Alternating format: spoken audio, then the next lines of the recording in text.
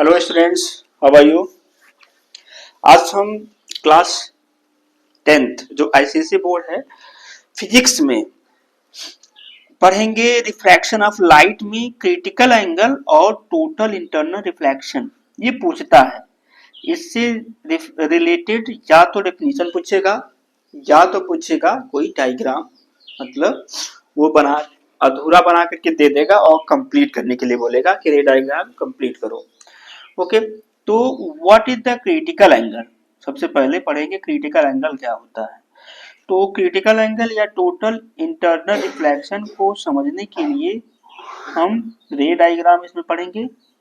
तो इसमें जो रे पास होगा, जो सनलाइट है ना, रे ऑफ लाइट होगा, तो रे ऑफ लाइट जो होगा आपका वो हमेशा डेंसर से रेयरर मीडियम में ही पास करेगा। क्यों, देखते हैं, उसका भी रीजन होता है। तो ये ग्लास है, ये नीचे का मीडियम ग्लास है, ऊपर का मीडियम एयर है। तो हमने एक नॉर्मल देख ले लिया, एक नॉर्मल है, नॉर्मल है, ठीक है। तो अब यहाँ पे अगर रे आप लाइट आप एयर से ग्लास में पास कराते हो, तो लाइट मान लो यहाँ पड़ी और फिर ये लाइट नॉर्मल की तरफ बेंड हो जाएगी, ठीक है। आई को और बढ़ाओगे तो ये और इधर पर बेंड होगा। इसका मतलब क्या है कि हमें लाइट को, रे ऑफ लाइट को डेंसर मीडियम यानी ग्लास से एयर में ले जाना है, ना कि एयर से ग्लास में। तो मान लिया ये कोई रे ऑफ लाइट जा रही है,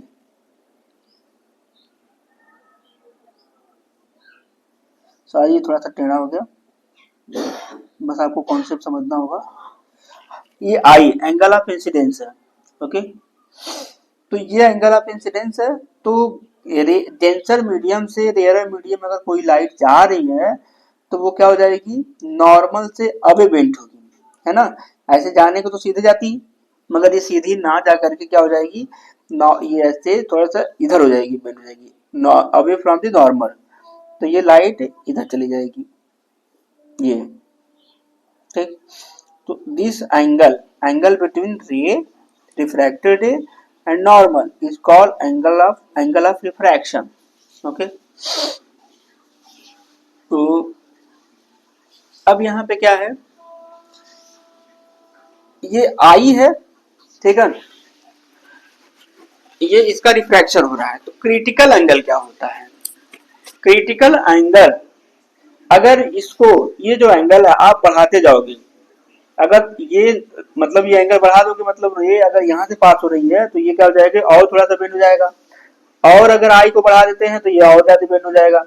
आई का वैल्यू मतलब ये एंगल जो है, एंगल ऑफ इंसिडेंस और बढ़ाते जाएंगे तो एक ऐसा एंगल आएगा जिसके लिए ये जो रिफ्रैक्टेड रे है इसके पैरेलल हो जाएगी, यानी angle of R, angle of refraction will be 90 degree.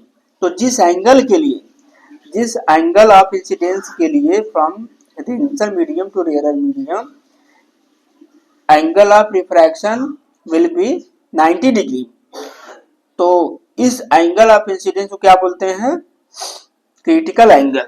तो क्रिटिकल एंगल के केस में क्या होगा भाई, ये नॉर्मल ले लिया,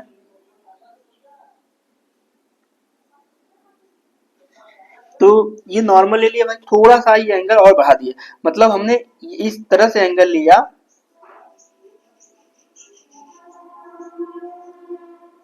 ये एंगल बढ़ा दिया आई।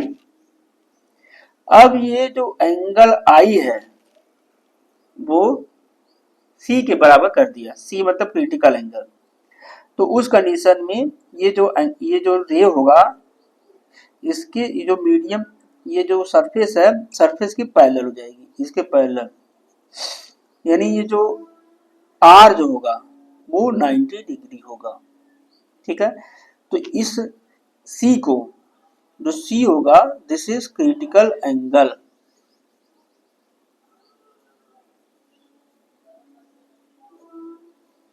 Critical angle, okay. तो क्रिटिकल एंगल को क्या बोलेंगे भाई, क्रिटिकल एंगल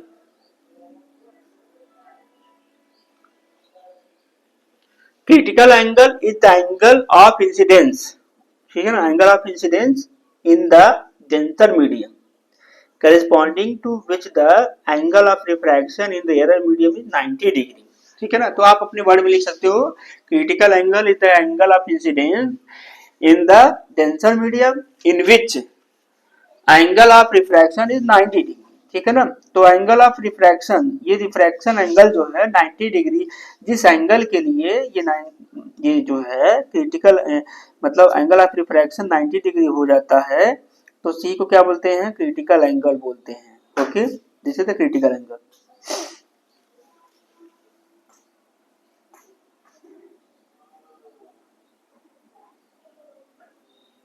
और critical angle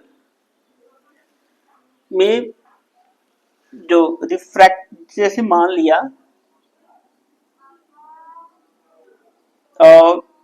total internal reflection क्या होता है भाई, टोटल इंटरनल रिफ्लेक्शन अगर आई जो होगा आपका ग्रेटर देन सी, ठीक है ना, अगर आई की वैल्यू क्या है और ज्यादा बढ़ा देते हैं, तो यहां पे मान लो देख ले ये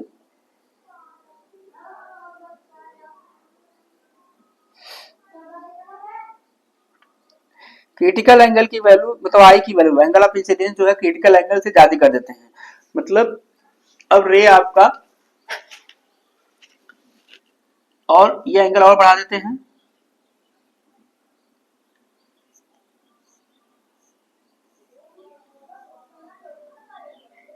this angle is I greater than C, critical angle से ज्यादा बढ़ा देंगे। तो जब क्रिटिकल एंगल से ज्यादा बढ़ाएंगे तो ये जो रे होगी, जो एंगल, ये रिफ्रैक्शन मतलब जो रिफ्रैक्टेड रे होगी क्या हो जाएगी, इसी मीडियम में रिफ्लेक्ट हो जाएगी, तो ये रे हो जाएगी हमारी रिफ्लेक्ट हो जाएगी, रिफ्लेक्टेड रे। ओके,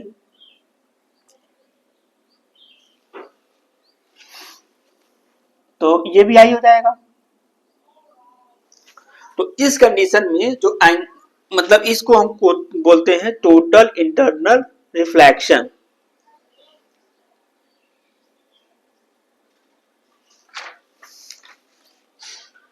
तो टोटल इंटरनल रिफ्लेक्शन क्या होता है भाई,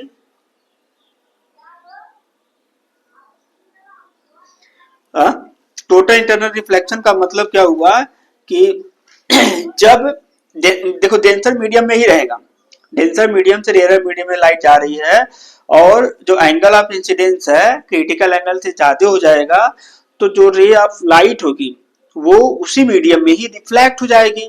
तो this phenomenon is called total internal reflection. Total internal reflection का मतलब क्या है भाई, कि कुछ भी मतलब कुछ भी रे रिफ्रैक्ट नहीं हो रही है, टोटली 100% रिफ्लेक्ट हो जा रही है, इधर कुछ भी नहीं जा रही है, that's why it is called total internal reflection. तो टोटल इंटरनल रिफ्लेक्शन क्या होगा भाई, total reflection, total internal reflection का मतलब हुआ कि when a ray of light travelling in a denser medium is incident at the surface of rarer medium at an angle of incidence greater than critical angle, the ray is totally reflected back into denser medium. So this phenomenon is called total internal reflection. तो total internal reflection का मतलब क्या हुआ कि the phenomenon when a ray of light passing from denser to rarer medium and angle of incidence is greater than critical angle, then ray of light totally reflected in the same medium. So this phenomenon is called total internal reflection, ठीक है।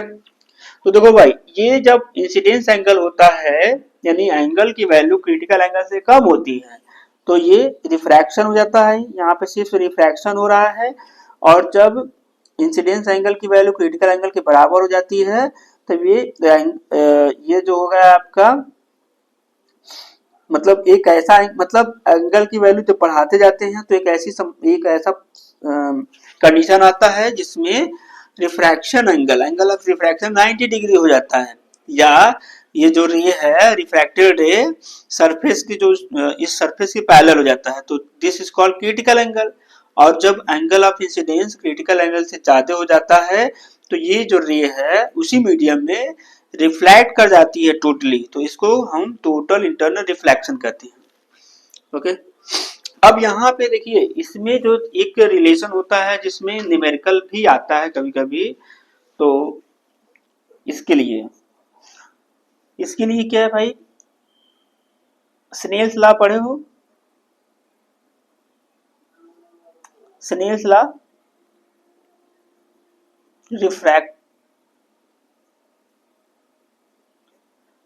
Refractive index of air, ये air है, ये glass, तो refractive index of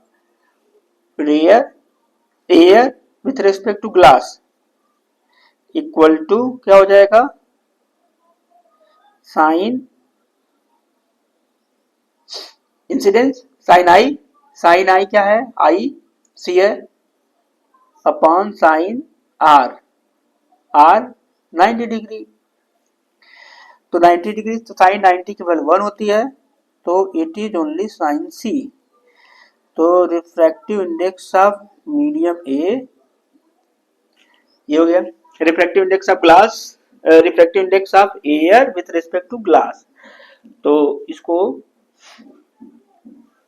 या देखो, लेकिन हमें क्या लेना है, refractive index of glass with respect to air, ये पूछेगा ना, तो इसको उल्टा कर दो, refractive index of glass with respect to air, ये हो जाएगा 1 अपॉन साइन सी। इस पे न्यूमेरिकल आता है क्योंकि जो रिफ्रैक्टिव इंडेक्स ऑफ ग्लास पूछेगा, रिफ्रैक्टिव इंडेक्स तो हमेशा एक से अधिक होता है, तो ये आएगा। ओके, तो ये क्रिटिकल एंगल और पढ़ लिए।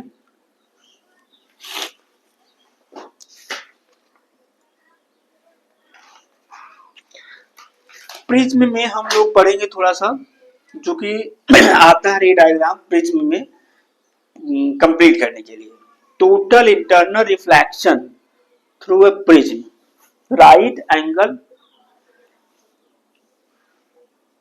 Total internal reflection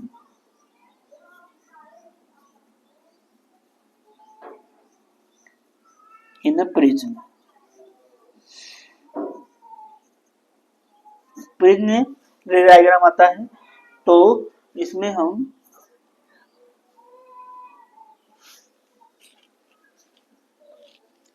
right angle prism है, तो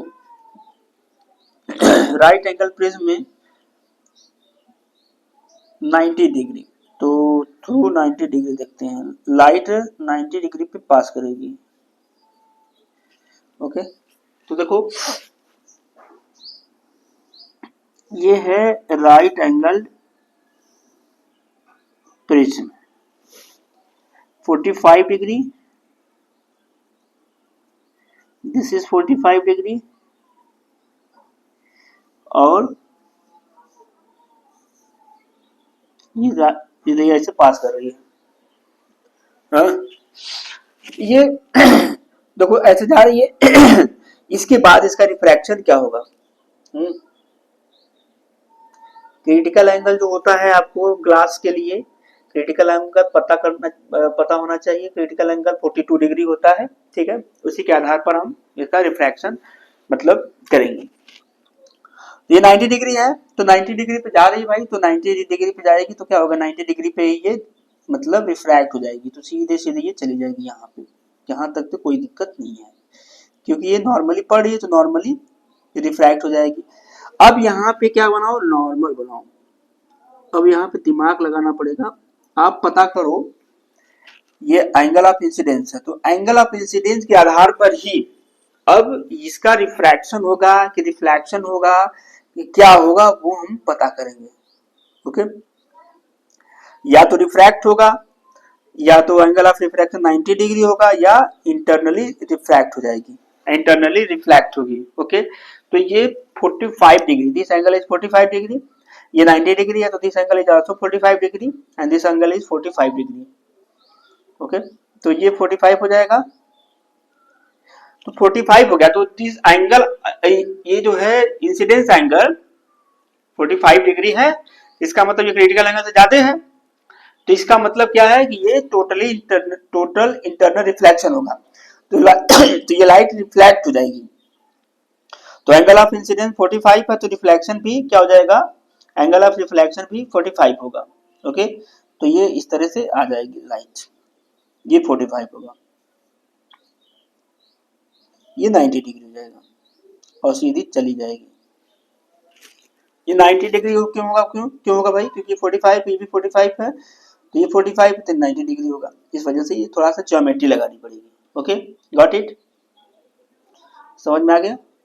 मतलब सीधी गई, हमें पता गया ये 45 है तो ये भी 45 होगा, क्योंकि ये 90 डिग्री है। तो ये 45 है तो ये भी 45, तो I is greater than C, तो दैट्स वाई यहाँ पे इंटरनल रिफ्लेक्शन होगा। ओके, दूसरा देखते हैं भाई।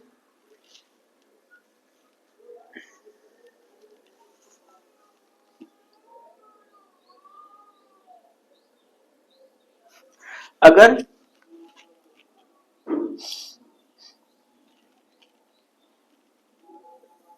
प्रिज्म हमारा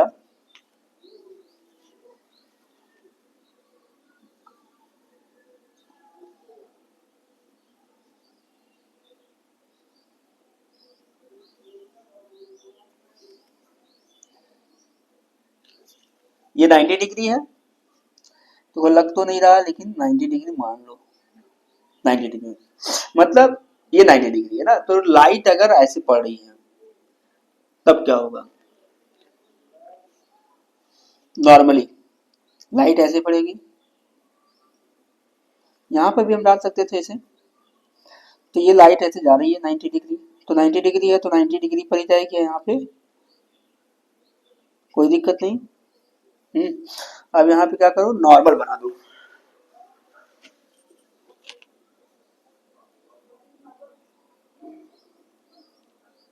नॉर्मल एंगल ऑफ इंसिडेंस, ये 90 डिग्री है, ये 45 डिग्री है, this angle is also 45 degree. तो इसका मतलब है ये 90 डिग्री है तो ये भी 45 होगा, ये भी 45। तो यहाँ पे ये 45 है, तो क्रिटिकल एंगल से ज्यादा एंगल है, क्योंकि क्रिटिकल एंगल 42 डिग्री होता है। तो अब यहाँ पे क्या होगा, टोटल इंटरनल रिफ्लेक्शन होगा, तो ये 45 पे ही जाएगी। तो ऐसे आ गई, ये 45 हो गया, यहाँ पे भी एक नॉर्मल बना लो, तो दिस एंगल इज आल्सो 45, तो ये भी 45 पे ही जाएगी, यानी वापस चली जाएगी, रिटर्न हो गई। ठीक है, ये हो गया। तो ये सब बनाना जरूरी है, इस तरह से आता है क्वेश्चन। आधा अधूरा दे देगा, ऐसे दे देगा, इतना कहेगा कि इसको कंप्लीट करो। ओके,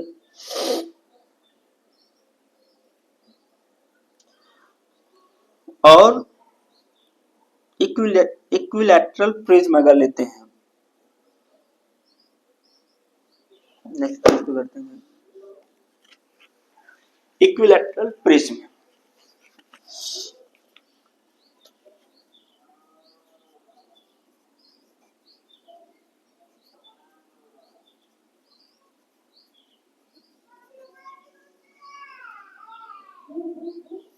इक्विलैटरल प्रिज्म तो जानते ही होंगे शायद, नहीं जानते होंगे तो कोई बात नहीं, क्योंकि सब लोग जानेंगे, कुछ लोग तो ऐसे रहेंगे कि नहीं जानेंगे।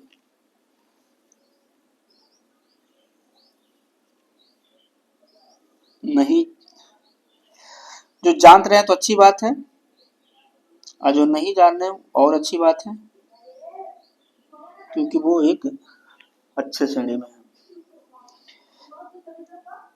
ये है इक्विलैटरल प्रिज्म।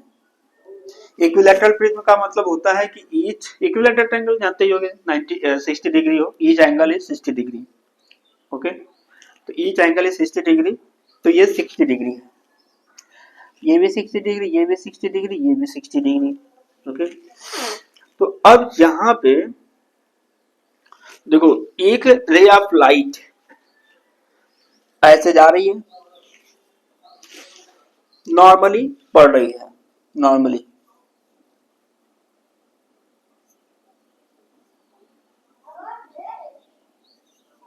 नॉर्मली पड़ रही है। अब दे देगा ये 60 डिग्री है, ईच एंगल इज 60 डिग्री, तो ऐसे दे दिया। अब बनाओ इसको, कंप्लीट करो, कंप्लीट द रे डायग्राम। तो कंप्लीट द रे डायग्राम तो क्या करेंगे भाई, इसके बाद क्या करेंगे, देखो इसके बाद क्या करेंगे, अब ये नॉर्मली पड़ रही है तो नॉर्मली इंसिडेंट भी होगी, नॉर्मली क्या हो जाएगी, इंसिडेंट हो जाएगी।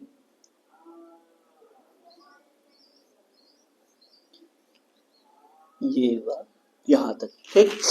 अब इसके बाद क्या होगा, ये बाहर जाएगी कि अंदर जाएगी, डिसाइड करना पड़ेगा।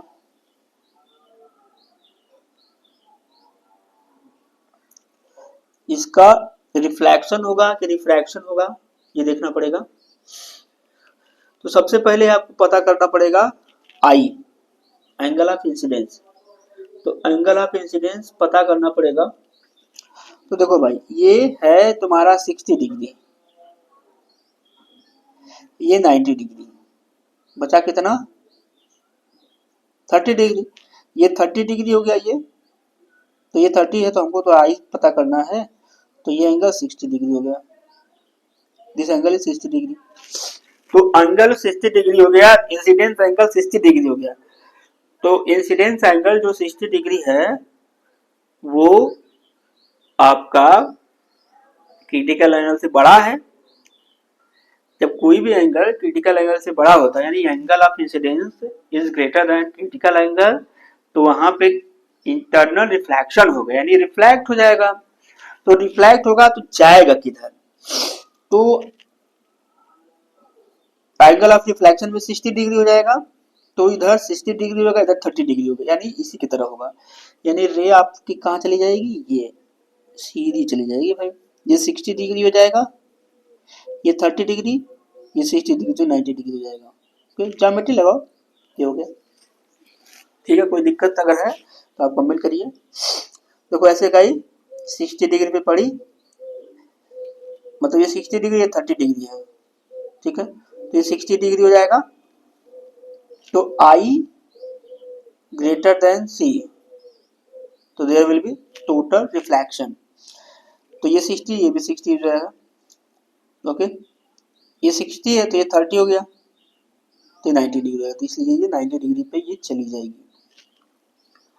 अब अगर यही रे, यही जो इंसिडेंट रे अगर यहाँ पे पड़ रहा है इधर, तब क्या होगा, तब दिमाग लगाते हैं, ज्योमेट्री लगाओ। 9th क्लास में पढ़े होगे मैथ में, वही ज्योमेट्री आपको लगानी है। तो देखो भाई, ये 90 डिग्री पड़ रही है, तो सीधे सीधे क्या करना पड़ेगा, कुछ दिमाग नहीं लगाना है, यहाँ किसको सीधे बढ़ा दो। अब यहाँ पे दिमाग लगाना है कि किधर जाएगी। तो अब आई पता करो और क्रिटिकल एंगल से उसका कंपैरिजन करो। आई, ये होगा आई, ये 90 डिग्री, 60 डिग्री, तो ये 30 डिग्री है, तो दिस इज द 60 डिग्री। तो 60 डिग्री है भाई, तो 60 डिग्री है, तो इसका मतलब क्या है कि in this case I greater than C, ये क्रिटिकल एंगल से जाते हैं, यानी इसका भी टोटल इंटरनल रिफ्लेक्शन हो जाएगा, तो ये लाइट ऐसी चली जाएगी। ये बस।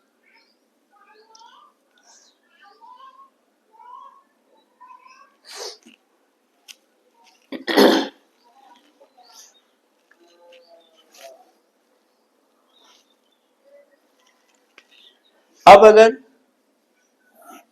ये हो गया आपका प्रिज्म, मान लिया 90 डिग्री, 30 डिग्री, 60 डिग्री वाला हो, है ना, आइसोसेलेस ना हो, अभी तक तो आइसोसेलेस था और ये इक्विलेटरल था। तो आपका इस तरह से है,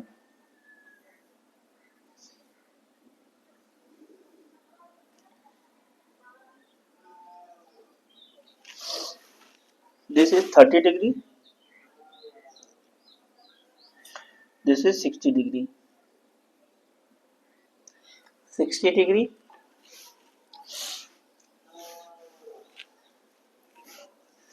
अब लाइट ऐसे पड़ रही है कोई परपेंडिकुलर, इसके बाद आपको कंप्लीट करना है। How will you complete it? ये 90 डिग्री है, तो सबसे पहले इसमें कुछ नहीं करना पड़ेगा, इसको तो आपको परपेंडिकुलरली ही जाएगा ये, और यहाँ पे नॉर्मल बना दो। अब आई पता करो,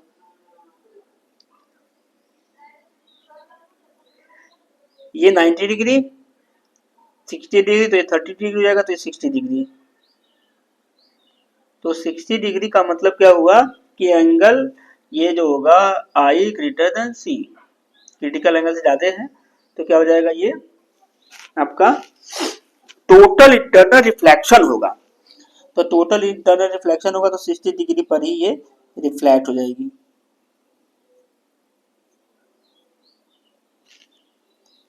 तो ये लाइट ऐसे जाएगी, थोड़ा सा ध्यान से बनाना पड़ेगा। ये 60 डिग्री है, ठीक है, ज्योमेट्री लगा रहा हूँ। फिर यहाँ पे एक नॉर्मल ड्रॉ करो, नॉर्मल, ये नॉर्मल है, थोड़ा सा रफली बना है। अब यहाँ पे आई का वैल्यू पता करो। तो इसको अगर आप आगे बढ़ाते हो, ये 90 है, ये 90 है, तो ये 60 है, तो ये आपका 30 डिग्री हो जाएगा।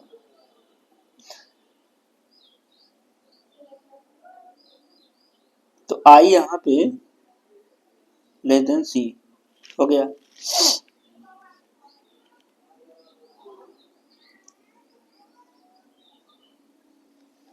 तो ये क्या हो जाएगा, रिफ्रैक्शन हो जाएगा इसका, तो ये away from the normal bend हो जाएगा, ये हो गया, ठीक। ज्योमेट्री लगानी है, कुछ करना नहीं है इसमें।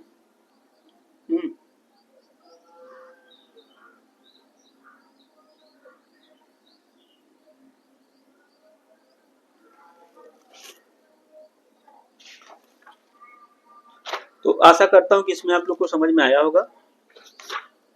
मेरे क्वेश्चन आते हैं ये डायग्राम बनाने के लिए, तो जो मैं बताया हूँ इसी पे आएगा।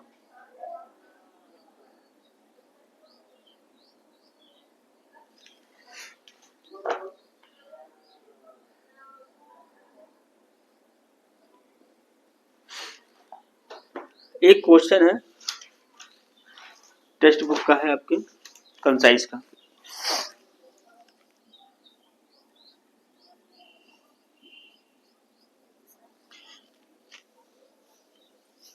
Critical angle for material of which the equilateral prism ABC,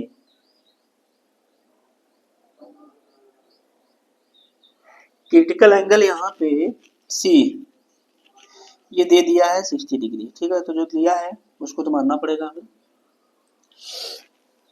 A ray of light incident on the side AB of a prism is reflected along DE such that angle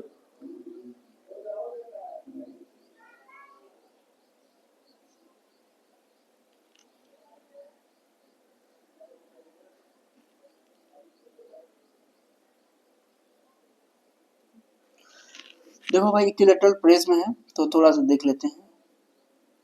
ये है, उसने दे दिया क्रिटिकल एंगल 60 डिग्री, लाइट ऐसे पड़ रही है,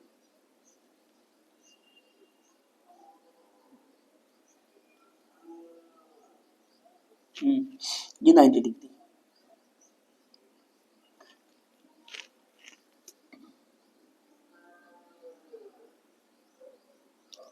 question आ चुका है, ये 90 डिग्री है ये। अब इसके बाद आपको कंप्लीट करना है। इक्विलैटरल प्रिज्म है, तो कैसे कंप्लीट करोगे? तो आसान है, ये 60 डिग्री है, तो ये 30 डिग्री हो जाएगा, तो ये हो जाएगा 60 डिग्री, ये 30 डिग्री, जैसे 60 डिग्री। ओके, तो यहाँ पे देखो जो आई है, in this case I equal to C, incidence angle is equal to critical angle. तो इंसिडेंस एंगल क्रिटिकल एंगल के बराबर है, ठीक है, तो क्या हो जाएगा, तो ये जो रिफ्रैक्शन एंगल ऑफ रिफ्रैक्शन होगा 90 डिग्री हो जाएगा, तो यानी जो रिफ्रैक्टेड रे होगी इसके पैरेलल हो जाएगी, ये 90 डिग्री हो जाएगा। ये है कंप्लीट रे डायग्राम बस। ओके, फिर आगे हम नेक्स्ट में पढ़ेंगे refraction of light through prism. Thank you.